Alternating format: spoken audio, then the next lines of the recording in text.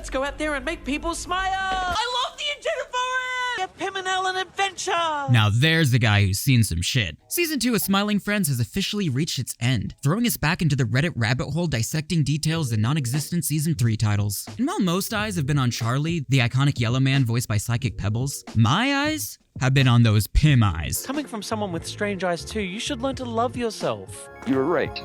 You do have a funny eye.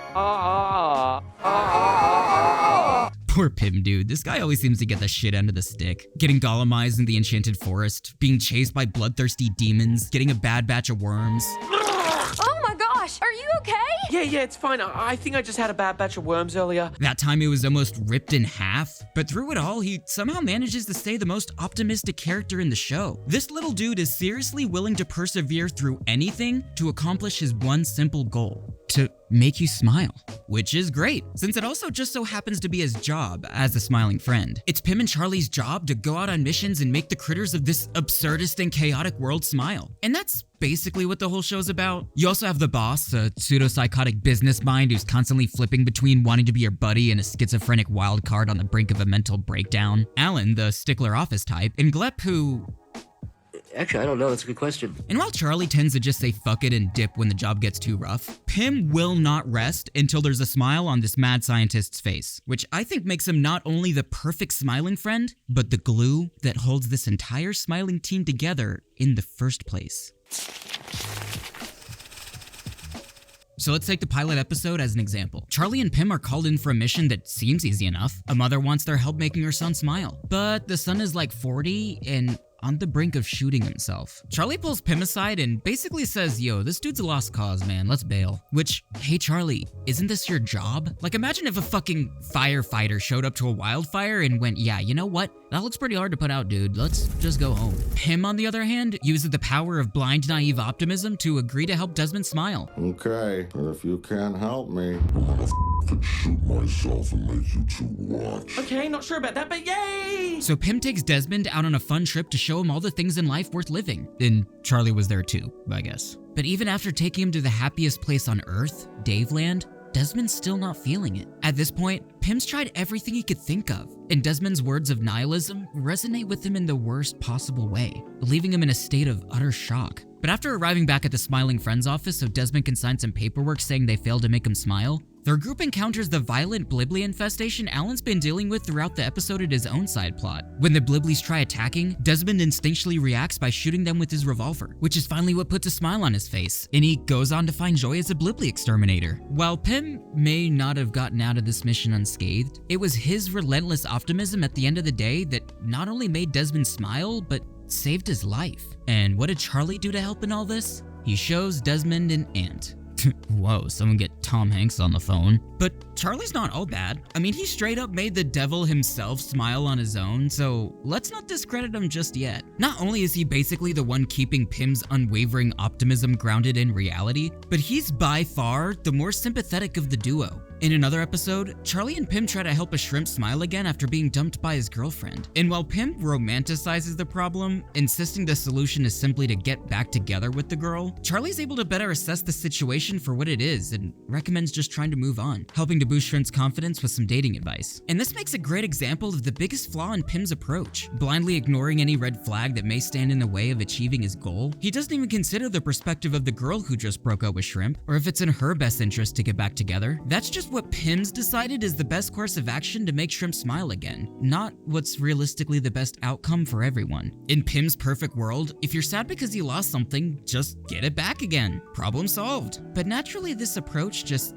isn't always realistic. Charlie even makes a comment remarking that she obviously had a valid reason to dump him in the first place, but shit, Pim can't hear him because he got no fucking ears. By the end of the episode, what do you know, Shrimp finds happiness in a brand new relationship. All while Pim goes on a wild goose chase looking for Shrimp's ex, ending up finding the wrong girl. Now granted, she winds up being the perfect match for Shrimp to hook up with, but it wasn't the original plan of either Pim or Charlie. I mean, Charlie was also kind of fucking things up, letting his ego get the better of him and just sort of making things worse in general. But regardless, they were only able to succeed in helping Shrimp smile after striking a happy medium between these two approaches. So while Pim has the unwavering optimism and determination to never quit, Charlie's the voice of reason, the relatable everyman who's able to better empathize with these clients. How are these miserable critters who can't smile supposed to relate to a peppy pint-sized pipsqueak who can't even fathom the concept of true despair? Charlie's cynicism and more jaded outlook on life allows him to better empathize with these creatures, seeing the world from their perspective.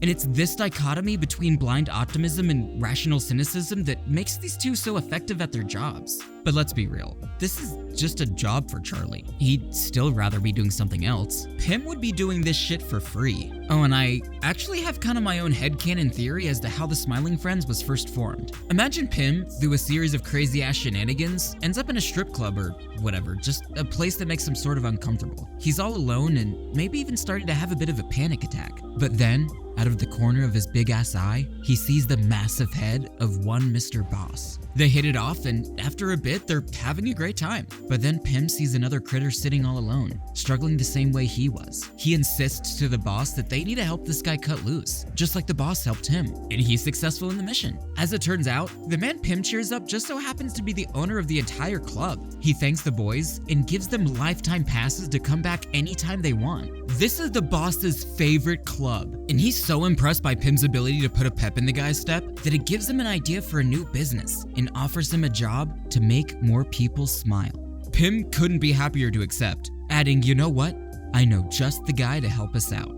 Again, this is just my own personal headcanon, but seriously, how much sense would it make for Pim to be the one who basically started this whole operation? Sure, the boss could have been running this business for years before meeting the rest of the crew, but he strikes me as more the kind of guy to open a new business every 2 months and never really stick to it. Until, of course, one is making billions of dollars. Then come on, there is no one on this flat earth that would be better at these smiling missions than Pim. He's like the SpongeBob of adult animation. I mean, seriously, this is a man who gets shit done and is happy as hell to do it. Who else in this crew is gonna make the world smile? Alan? He's too busy picking fights with the grocery store clerk. Glep's over there trying to become the next Adam Sandler. Yeah, the boss made the frowning friend smile right before the Renaissance men came into town, but that's literally the only time a Smiling Friends made someone smile other than Pim or Charlie. And Charlie just ordered an Uber. He's dipping. Going back to the Desmond episode, we get to see what Pim's home life was like growing up. Parents always arguing, a sister that hated him, half a dozen other siblings in fact. I mean, bless this poor purple freak's heart, he was probably starved for attention, but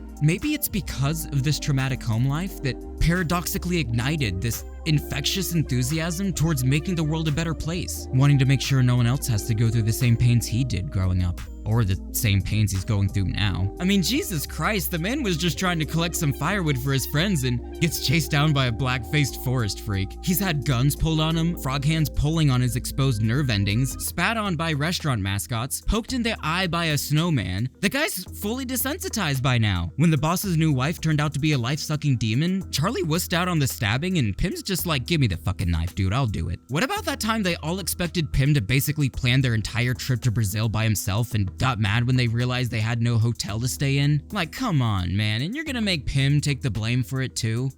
Oh, and he also had to watch Charlie get fucking obliterated by a tree. Pim definitely got the worst end of the deal here. I mean, just look at this mess. Who's gonna clean that up? But it doesn't matter what you put him through. He's gonna get the job done and look good doing it. Pim is a man so pure, his deepest, darkest fantasies involve growing old with a nice girl and going on quests in an enchanted forest. He reminds us that even in the worst of times, there's always a reason to smile. Or at least try and make someone else smile. Not only do I see him as the true heart of the show, but the very epitome of a perfect smiling friend. He's always ready for an adventure, never gives up on a client, he's somehow managed to kill 2 demons, and god damn it, he just ate another bad batch of worms.